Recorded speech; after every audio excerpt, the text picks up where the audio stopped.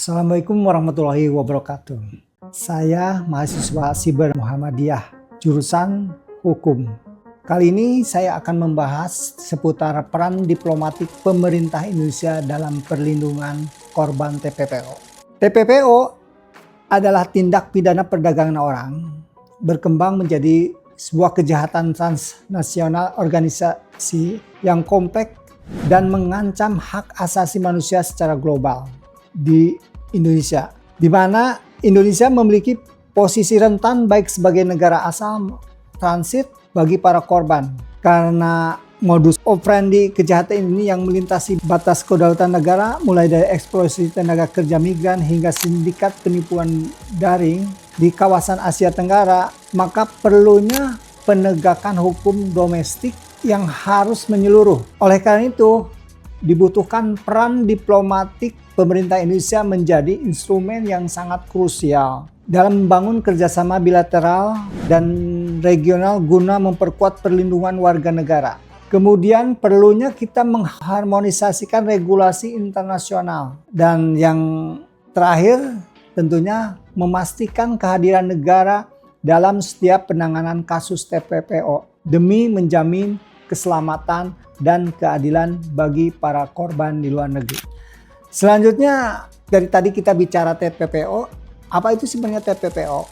Udah dijelaskan dari latar belakang bahwa TPPO adalah tindak pidana perdagangan orang. Bentuknya seperti apa? Kejahatan perekutan, pengangkutan, dan pengiriman seseorang dengan ancaman kekerasan, penculikan, penipuan, atau posisi rentan lainnya yang bertujuan untuk eksploitasi. Eksploitasi di sini bisa berupa kerja paksa, perbudakan, pelacuran, atau pengambilan organ tubuh yang dilakukan demi keuntungan pihak lain. Di Indonesia bisa jadi terjadi di luar negeri, modus operandinya hampir sama. Pertama, terkait penipuan lowongan kerja luar negeri. Ini adalah tren baru yang sangat marak. Korban dijanjikan pekerjaan sebagai staf layanan pelanggan, seperti di Kamboja, Myanmar, dan Laos, dengan gaji tinggi. Namun setibanya di sana, mereka disekap, dipaksa menjadi operator penipuan daring, atau yang dikenal dengan online scammer. Bentuk modus operandi yang kedua yaitu jeratan utang atau debt bondage, di mana calon tenaga kerja diberangkatkan secara gratis oleh agen. Namun sesampai di negara tujuan, paspor mereka ditahan dan gaji mereka dipotong habis untuk membayar utang biaya keberangkatan yang nilainya tentunya tidak masuk akal.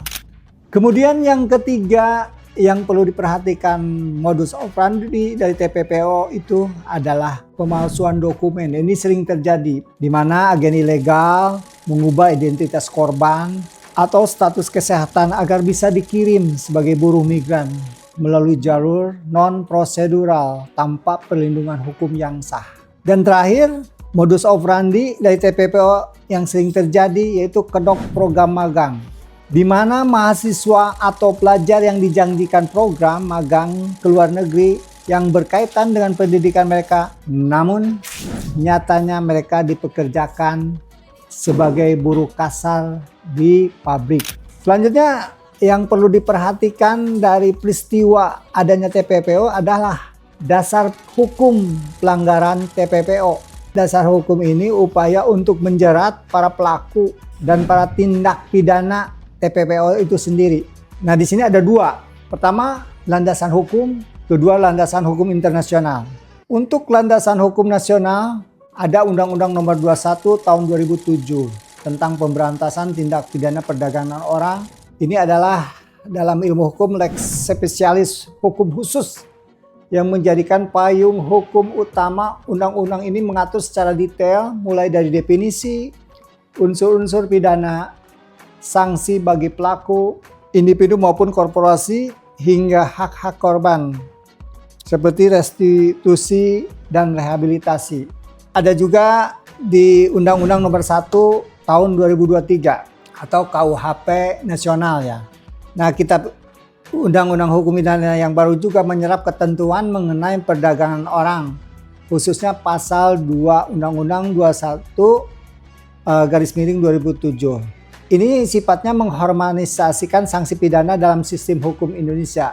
Ya, ibaratnya ini hanya sebagai pelengkap dari Undang-Undang Nomor 21 Tahun 2007. Nah, di landasan hukum internasional kita ada Protokol Palermo, ya, United Nations Protocol to Prevent, Suppress and Punish Trafficking in Person. Nah, Indonesia sudah mengikuti atau meratifikasi undang-undang tersebut nomor 14 tahun 2009. Ini adalah standar global dalam mendefinisikan memerangi perdagangan orang. Indonesia juga ikut terlibat konvensi ASEAN menentang perdagangan orang atau aktif diratifikasi melalui undang-undang nomor 12 tahun 2017 yang menjadi dasar kerjasama diplomatik hukum wilayah Asia Tenggara. Yaitu tadi kita bicara terkait dasar hukum pelanggaran TPPO, yang mana dasar hukum ini artinya keterlibatan pemerintah Indonesia terkait pelanggaran TPPO ini. Lalu bagaimana peran diplomatik pemerintah Indonesia terhadap TPPO ini? Nah, selama ini pemerintah Indonesia itu telah aktif menjalankan fungsi diplomatik melalui Kementerian Luar Negeri yang secara teknis melalui berbagai cara. Pertama, dengan advokasi hukum, menyediakan pengacara atau bantuan hukum bagi korban TPPO di luar negeri agar mendapatkan keadilan. Kemudian, diadakan pemulangan atau repatriasi, mengorganisasi proses kepulangan korban secara aman ke tanah air. Seperti yang selama ini kita dengar, ada warga negara Indonesia diiming-iming jadi pemain bola, tapi kenyataannya di sana jadi admin judol ya. Kemudian langkah ketiga yaitu lobbying politik, di mana upaya pemerintah kita melakukan protes atau tekanan diplomatik jika ada negara tujuan yang tidak kooperatif dalam menangani kasus perdagangan manusia yang menimpa WNI. Jadi ketiga peran diplomatik ini udah dilakukan oleh pemerintah Indonesia. Kita bisa melihat bahwa diplomasi intensif yang dilakukan Indonesia terhadap pemerintah Kamboja untuk menyelamatkan ratusan WNI yang terjebak di perusahaan online scam adalah bukti nyata peran diplomatik dalam perlindungan TPPO. Dari materi ini kita bisa mengambil satu kesimpulan bahwa peran diplomatik Indonesia dalam penanganan TPPO merupakan manifestasi dari amanat konstitusi untuk melindungi segenap bangsa Indonesia, baik di dalam maupun di luar negeri. Dari satu kesimpulan ini bisa menjerumus pada 3 hal yang dapat disimpulkan yang lebih kecil lagi. Pertama, sinergi kebijakan transnasional. Indonesia telah berhasil memposisikan isu TPPO sebagai prioritas dalam agenda regional, khususnya melalui kepemimpinan di ASEAN dan Bali Proses. Diplomasi ini bertujuan untuk menghilangkan sekat hukum antar negara agar pelaku kejahatan lintas batas ini tidak dapat melarikan diri dari jeratan hukum. Kemudian, langkah yang telah dilakukan, optimalisasi instrumen perlindungan. Melalui perwakilan diplomatik, KBRI, KJRI, pemerintah berperan sebagai penyambung tangan negara di lapangan.